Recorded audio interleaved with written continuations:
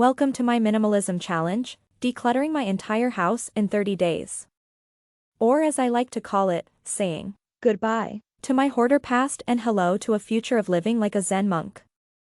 I decided to take on this challenge after realizing that my house was starting to resemble a hoarder's paradise, complete with stacks of old magazines, clothes I haven't worn since high school, and a collection of random knickknacks that I couldn't even begin to explain. But don't worry, I won't be living like a monk for the entire 30 days, just for the duration of the challenge. The rules for this challenge are pretty simple. If it doesn't bring me joy or have a practical use, it's gotta go. No exceptions.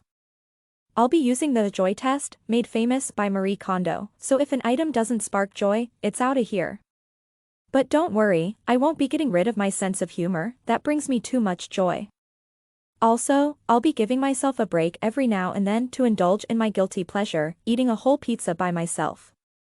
In preparation for this challenge, I've gathered all the necessary supplies, including boxes, garbage bags, and a bottle of wine to help me cope with the emotional turmoil of letting go of things I've been holding onto for years. I've also created a decluttering schedule, which includes a daily dose of procrastination and a weekly, I don't want to do this, break. But don't worry, I'll still make time to update my social media with pictures of my decluttered space, because let's be real, who doesn't love a good before and after picture? Well folks, we've made it through the first 10 days of the challenge and let me tell you, it's been quite the roller coaster ride. I've found myself crying over old love letters, laughing at the ridiculous things I've kept, and questioning my sanity multiple times. But the progress has been real. I've managed to clear out my closet, my kitchen, and even my collection of shot glasses from various college parties, which I'm sure I'll regret getting rid of in a few years.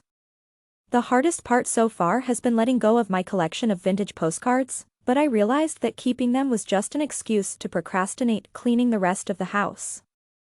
We're halfway through the challenge from day 11 to 20 and I'm starting to feel like a minimalist pro. My house is looking cleaner and more spacious, and I'm finding myself enjoying the simplicity of it all. The second half of the challenge has been a bit easier, as I've been able to tackle the more sentimental items, like my childhood teddy bear and my ex's sweater, which I've been holding onto for way too long. I've also discovered that I have a secret talent for folding clothes, who knew? It's the final stretch and I'm feeling a mix of emotions from day 21 to 30. On one hand, I'm excited to see the final results of my decluttering efforts, but on the other hand, I'm feeling a bit nostalgic about the items that I've had to let go. But overall, it's been a fantastic journey and I'm proud of the progress I've made.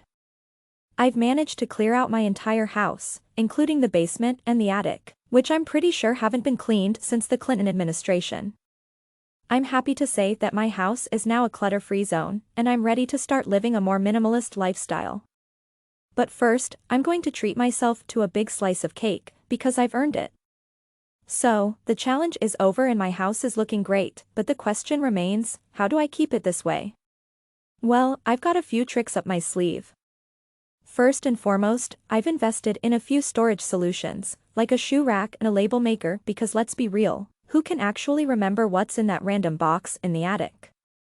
I've also set a reminder to declutter regularly, because let's face it, clutter has a tendency to sneak back in when you're not looking. And if all else fails, I'll just blame my clutter on my imaginary friend, Bob. He's always leaving his stuff lying around. So, what are the benefits of what I did? Well, for starters, my house is now a peaceful and serene oasis, free of clutter and chaos. I've also found that I'm more productive, because I can actually find what I'm looking for. No more digging through piles of clothes to find that one shirt I need to wear to work tomorrow. And let's not forget the financial benefits. I've saved a fortune by not buying things I don't need. I've also realized that less is truly more and that I don't need to have a lot of things to be happy. But don't get me wrong, I'll still be buying pizza and wine. The minimalism challenge has been an incredibly personal journey for me. It's allowed me to reflect on my past and my relationship with material possessions. I've learned that I tend to hold on to things for sentimental reasons, even if they no longer serve a purpose in my life. I've also realized that my house was a reflection of my inner self, cluttered and disorganized. But now, I feel like I've decluttered my mind as well as my house, and that's a feeling of liberation.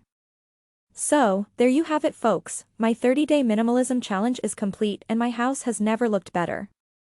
I hope that my journey has inspired you to consider taking on a similar challenge in your own life. Remember, less is truly more, and that a cluttered house is just a reflection of a cluttered mind. So go out there, get rid of the things that no longer serve you, and start living a simpler and more peaceful life. And don't forget to enjoy a slice of cake along the way, you deserve it.